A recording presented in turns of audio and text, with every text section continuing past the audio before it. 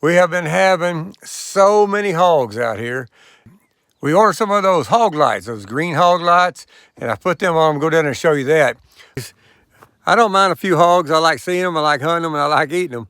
But right now, we're overpopulated with hogs. But they all seem to be pretty fat and healthy, so they're good eating. We really love to eat them. But anyways, I bought these hog lights here off of Amazon. They got all different kind. And with all the rain we're getting, we already have way too many rats up around the house. That's kind of like one of the problems that comes with living in the country is you're going to have rats. And the other day, I got up, I went out to the carport, got in my 2024 Ford pickup truck, cranked it up, it started shaking. And it's rattling around, shaking. I go, what the heck? So I did that for a minute, and then it stopped. So then I drove it up to the house, and we got ready, went to town. Before we could even get into town, it started to doing the same thing again, and then it got worse and worse and worse and worse. And I mean, every time I started trying to go up a hill, it just wouldn't hardly even make it. So finally, I called the dealership. They're Ken Stoppel Ford in Kerrville, Texas. Texas is a real good bunch of guys over there. I've known them for a long, long time. So I called them up and said, I'm coming in, and you got to get me out of this truck.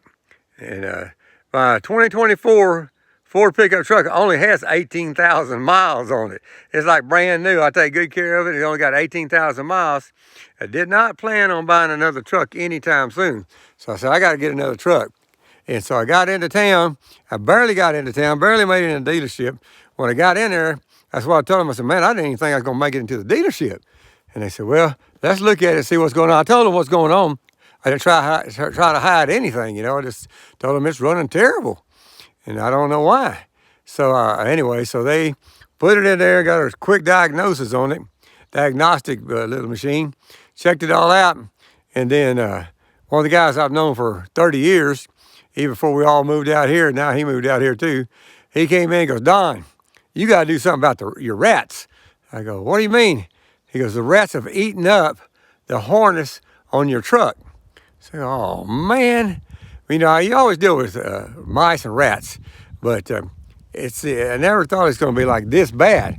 So anyways, said, okay, well, so then we went through, we made a deal. I picked me out a 3/4 ton, 2026 truck, bought it. And so then while I was sitting there waiting to sign the paperwork, I was sitting there talking to one of the salespeople, Alfred Hernandez. And if you live in this area, you need to go over and see Alfred. I mean, he's going to take care of you. But we're sitting there talking. I said, man, oh man, dadgum rats. I don't know what to do about all these rats. He goes, you know what, Don? He goes, they even get in the trucks on the dealership in town. Out here on the lot, we've had 3 or 4 of them. The rats get in there and they eat the wiring harness up in the vehicles. I go, what the heck? He goes, well, the reason why they're doing that is because the rubber that they use to wrap the wiring harnesses in are soy-based. They're soy-based rubber products. Whoever heard of that and whoever thought of something like that? But he said the rats and squirrels love them. So with brand new vehicles right now, it's a very, very serious problem. With Ford, Dodge, Chevrolet, every manufacturer, Toyota, any of them, they're all using those soy-based rubber to wrap your electrical harnesses in. And I said, man, Alfred, I can't believe there hasn't been a class action taken against that. He goes, yeah, I don't know. He said, but that's the fact. So whether you live in the city, and in the city, there's plenty of rats. I mean, probably more rats in the city than in the country. But whether you live in the city or the country, those rats are going to be getting in your brand new cars, getting into brand new trucks, because the rubber on your electrical harness that controls every bit of technology that's in the brand new engines is wrapped in soy-based rubber. You know, there's been ranchers had pickup trucks in the country for as long as there's been country and as long as there's been pickup trucks. And they sit out there all the time. They always got feed spilled in them, everything in the world. They crank them up every day for years and they run.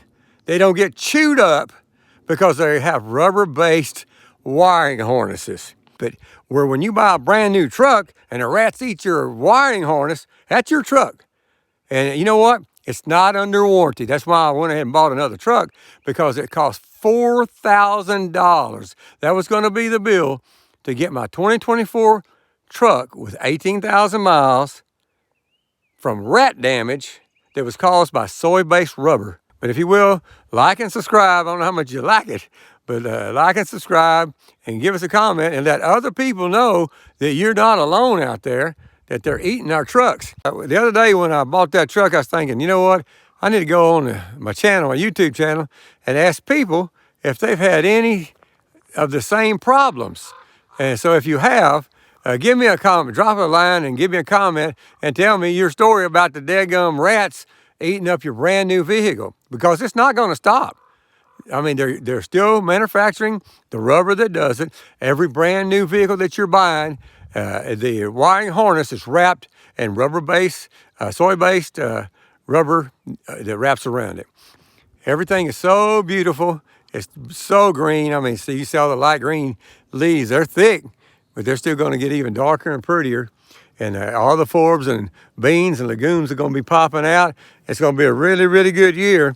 But Claire and I are going to put these, I'm going to go ahead and put that other hog light on my other feeder over there. I'm going to get after them and try to reduce the population.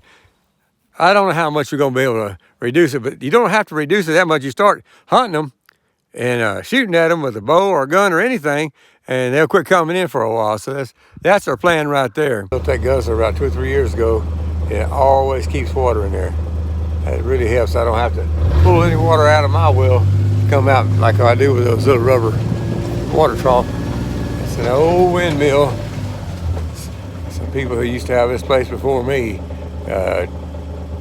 took the windmill off and made it into a tripod or a quadrupod deer blind, but it's not safe. That thing weighs a ton right there. I need to load it up, take to the scrapyard and sell it. This right away right here, this is an excellent place to hunt elk and red deer over here. They just come over here a lot. They really like it. Claire killed a really nice big old red deer over here this past year with a crossbow. Shot it with a Grim Reaper broadhead, and it didn't even go 40 yards. I said it went 40 yards, but it actually went about 30 yards. But I mean, it didn't go anywhere. Shot all the way through it with our crossbows. Our 10-point crossbows are at least 15 years old, and still working fine. I don't see any reason to replace them.